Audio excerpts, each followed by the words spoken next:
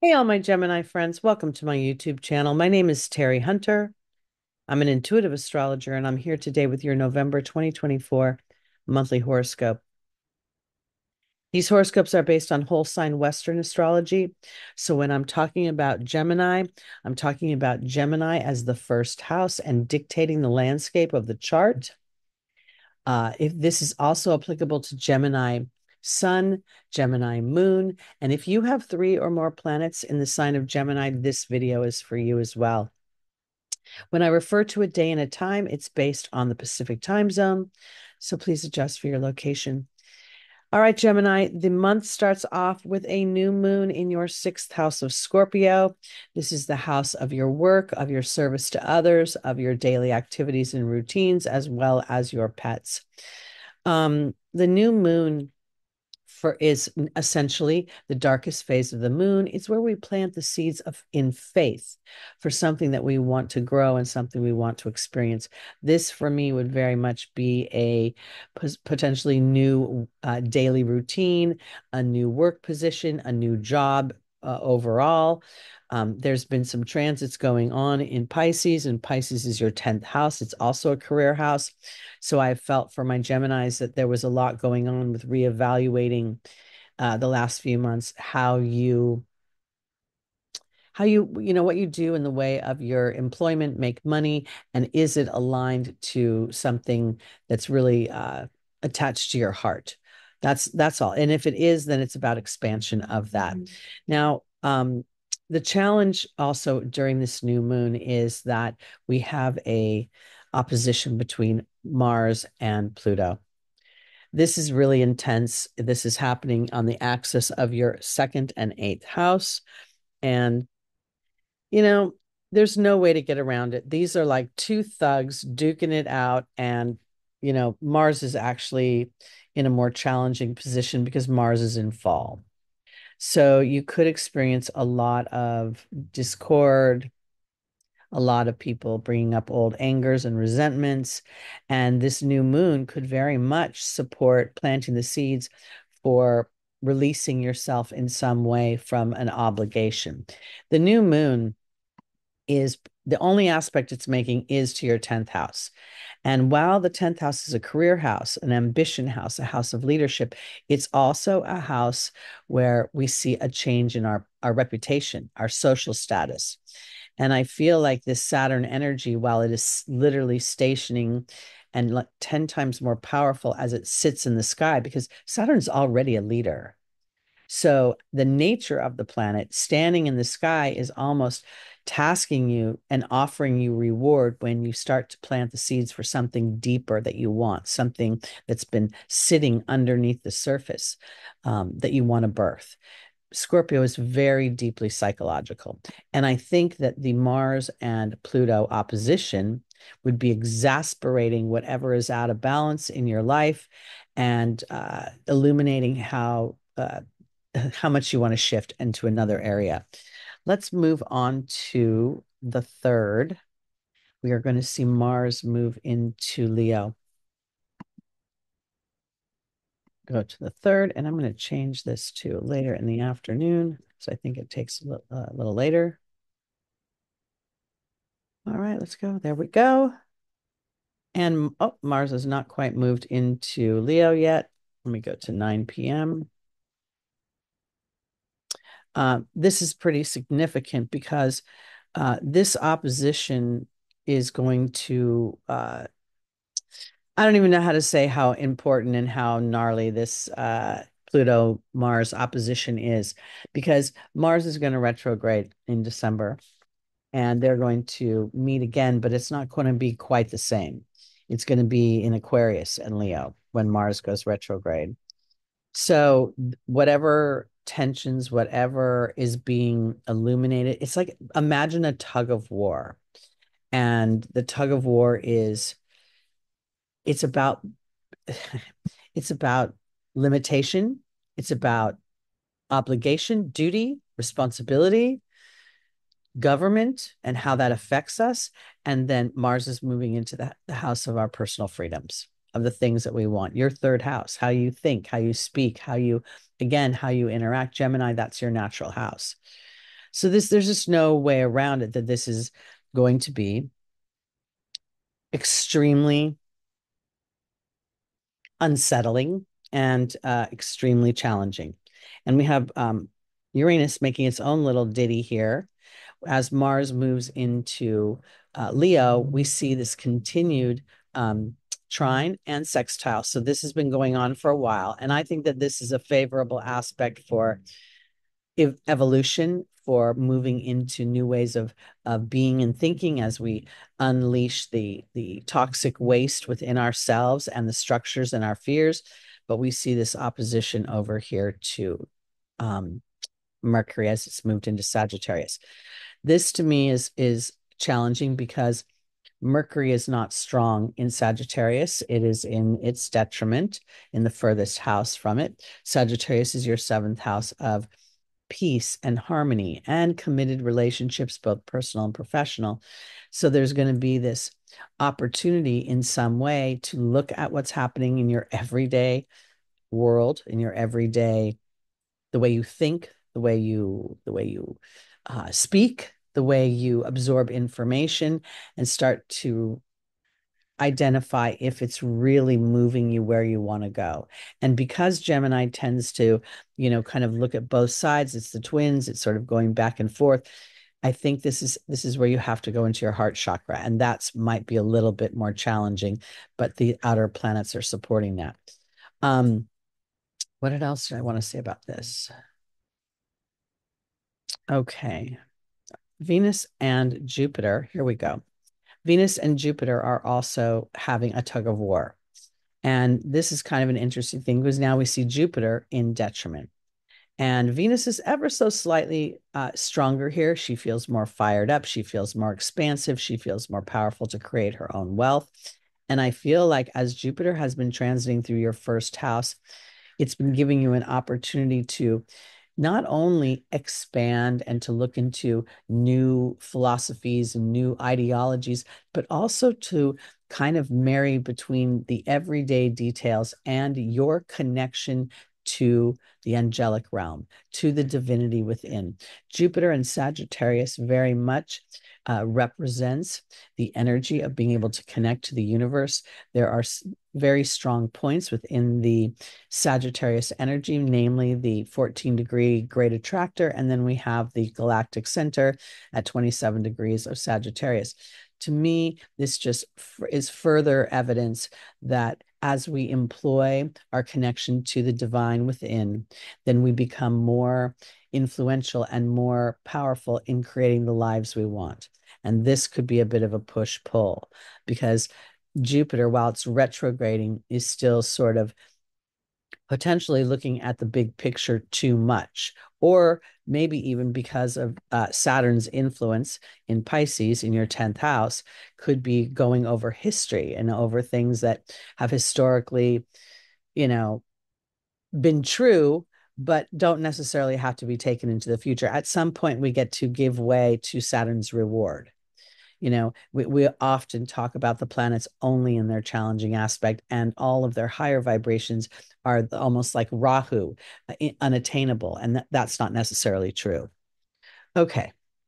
Now we're going to go to the 15th. No, I'm going to go to the 11th. And that's when Venus will enter Capricorn. And I think this is powerful because a couple of things are happening on this day. When Venus enters Capricorn, your eighth house of transformation, other people's money, death, taxes, this gives me an opportunity to get really practical about how I could potentially use my resources, use on a very mundane level, investors, bankers, taking out a loan, things like that, where you could actually start to put in practical application the things of your heart, the things that you want to birth in the 2.0 version, where the new moon was planting seeds in your sixth house and Saturn is making this transit through your 10th house. There's very much this focus on you, yourself, and how you want to live your everyday life, make your money, make your resources, and moving it into a place that feels aligned to expansion and growth for you. And if you're already in your dream job, then this could be expanding the dream. That's how this feels to me. So Venus is going to get practical. She's going to go through Capricorn and she's going to not be as sexy as she might be in other signs. She's going to want to build and she's going to want to be a boss. Right now, when she does that, we see that Mercury is just about to be conjunct the great attractor. I think this is really important because Mercury is our mind. Mercury is our speech. Mercury is the media we absorb. Mercury is the people we absorb ourselves in every single day, our neighbors, our workmates, our teammates, the roadways. Here, this gives you an opportunity to start to practice, and Venus putting it into practical application, your own thoughts, inviting in the experiences you want and utilizing the great attractor. Mercury is going to go retrograde at the end of the month on 25th, and it's going to go over this spot 3 times before the end of the year. Mercury did this last year, went retrograde in Sagittarius. So I think there's going to be a revisiting of some of the themes that were going on last year at this time, and an opportunity to realign more intentionally to where you want to move yourself to. Now let's go to the 15th, and 1:28 p.m. we're going to see a full moon in Taurus. Let's go here. So we have this full moon in Taurus conjunct Uranus. We also see that Saturn has stationed direct. So this is very powerful.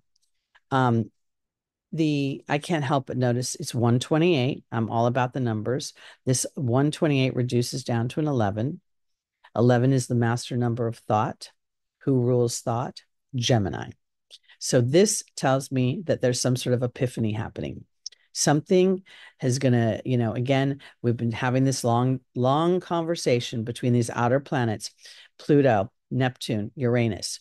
And until just a few days ago, Pluto was retrograde. So they were all revisiting something. And now there's an illumination of some kind.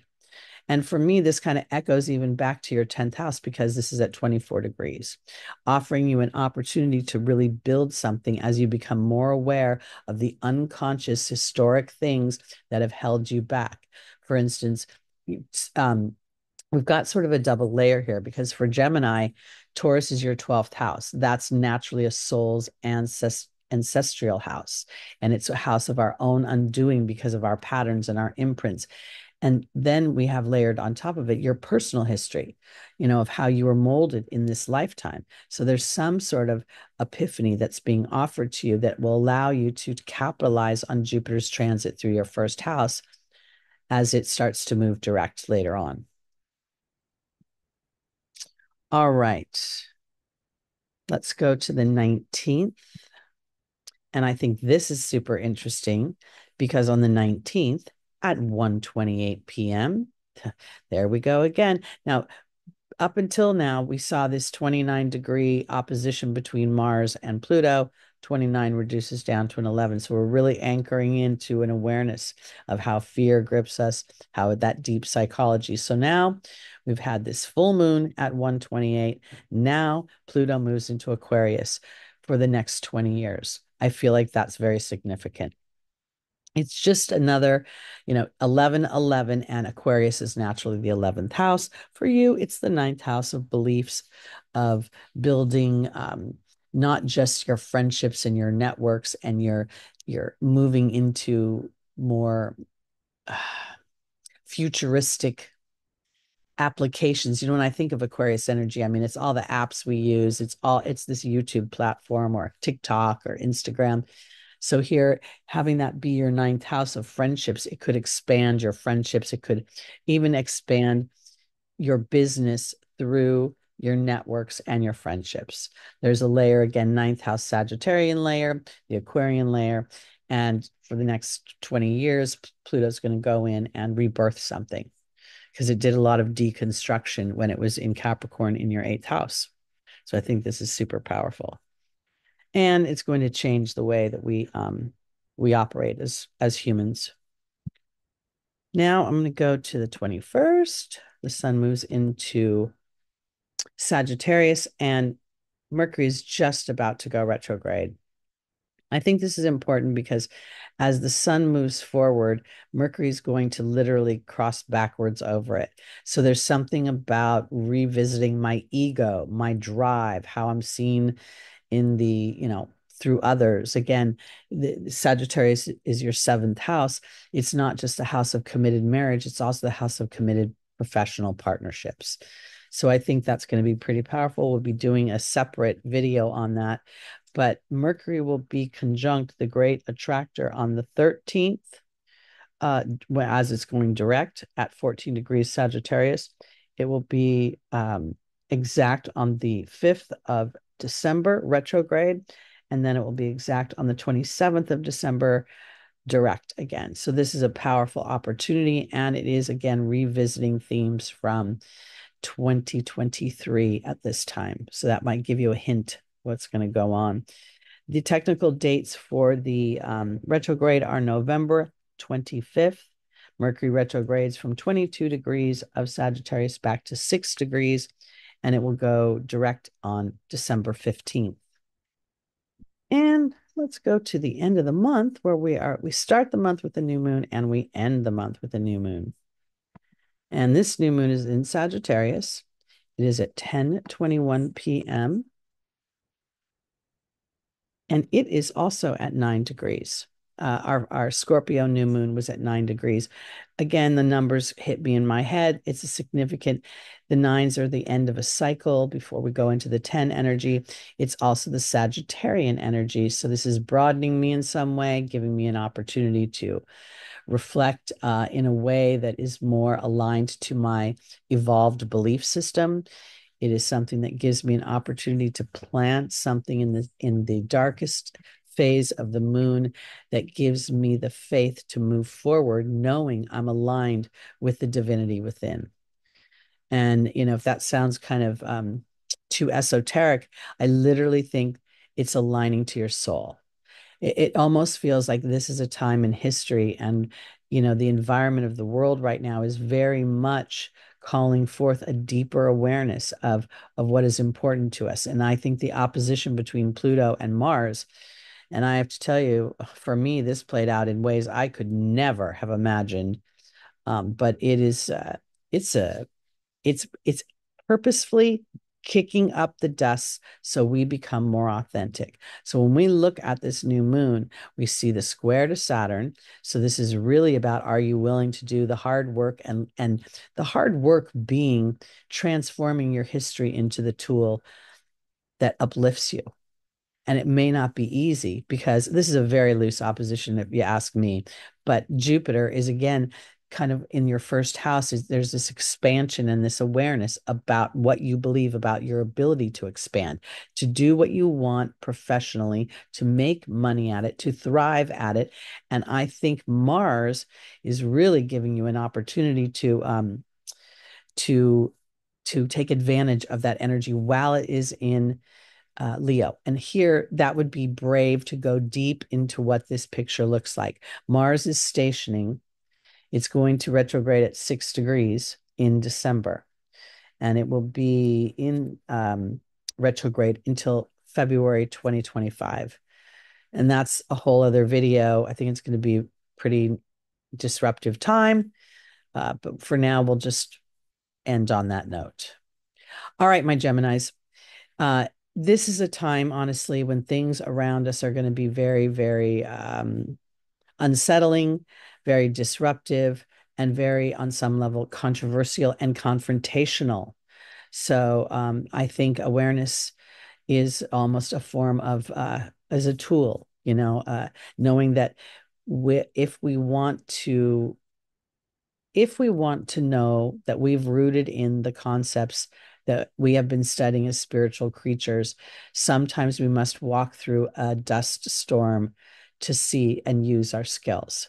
So as you walk through the month of November, you could very well be tasked to use your skills.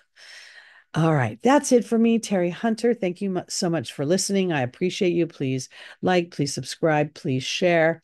And I'll be back next month for your December 2024. Thanks so much, everybody. Bye-bye.